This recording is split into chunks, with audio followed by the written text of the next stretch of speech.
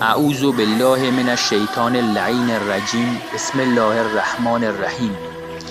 امام صادق علیه السلام فرمودند هر که از یاران ما که یکی از برادران دینیش در کاری از او کمک و یاری بخواهد ولی او تا آنجا که میتواند در آن کوشش نکند، به خداوند متعال و رسولش صلی الله علیه و آله و سلم و مؤمنین خیانت کرده است.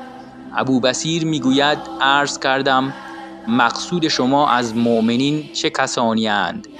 فرمودند از زمان امیرالمؤمنین علیه السلام تا آخر آنان.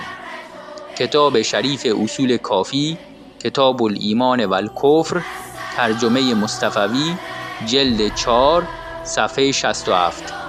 بر طبق حدیث شریف بالا، آیا اگر به کمک خواستنهای مکرر علامه اللهیاری پاسخ ندهیم خائن به خداوند متعال و رسولش صلی الله علیه و آله و سلم و مؤمنین نیستیم؟